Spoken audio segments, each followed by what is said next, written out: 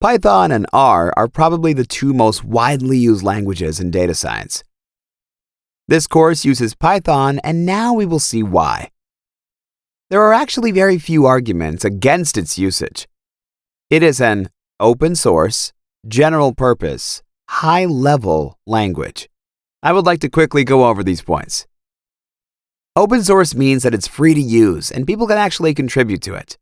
For example, the sklearn package that we will use extensively started as a Google Summer of Code project, but developed in one of the most popular free machine learning packages. If Python wasn't an open source framework, then that wouldn't have happened. Moreover, it is available for use in all major operating systems: Windows, Mac, and Linux. General purpose shows that it is suitable for all types of needs. Not only data science and machine learning, but also pre-processing, web programming, and just about anything you can think of. We will focus on its analytical part. High level. That's a bit more technical, but loosely explained, it has an easy syntax, which is close to logical human language, and which is later translated into lower-level languages or even zeros and ones. For example, the NumPy package actually goes through the programming language C, and that's why it is so fast. That said, we have to note that Python isn't among the fastest programming languages. However, it is very easy to learn and use, and there are countless packages developed and maintained for it. Okay, now we have to install Python and Jupyter.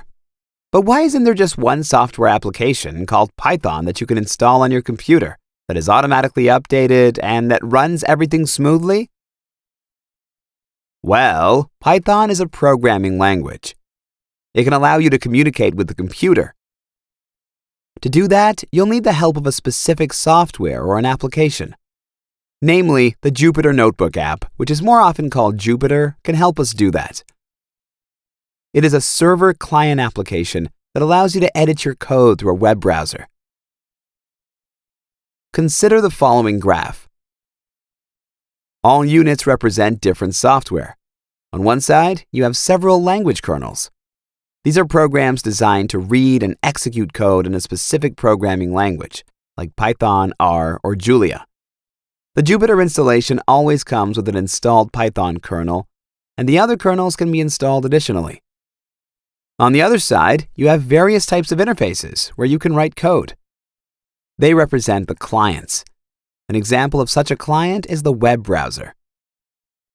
The Jupyter server provides the environment where a client is matched with a corresponding language's kernel.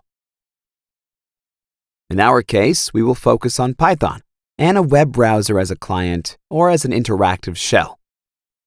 Your work will be stored on a notebook document, and since we will be strictly using the Python language, it will be called IPython notebook file with the file format .ipynb. Having said all that, we can explain why Jupyter is used in so many large corporations like Google, Microsoft, and IBM. For its design, it is well suited for demonstrations of programming concepts and training. First, in large corporations, solving a particular task could require coding in a few languages, say Python, R, Julia, or PHP. Instead of installing different interfaces for each language kernel you need, Jupyter allows you to use the same structure of the notebook type of file. Simply, each notebook you create will connect to the language kernel you request. Consider also, this file can be easily stored locally or on a remote server. Therefore, Jupyter facilitates the communication between teams in a corporation tremendously. Second, Jupyter is not a text editor that opens a new window every time you execute a different part of your code, as is the case with some other software applications. In the same file, you can have pure text that can communicate a message to the reader, computer code like Python, and output containing rich text like equations, figures, graphs, pictures, and others. This simplifies the process of the workflow immensely, and Jupyter Notebook is increasingly preferred over other software packages. That's why we'll use it too. The next step would be to install Anaconda, a software package that contains both the Python programming language and the Jupyter Notebook app. Thank you for watching.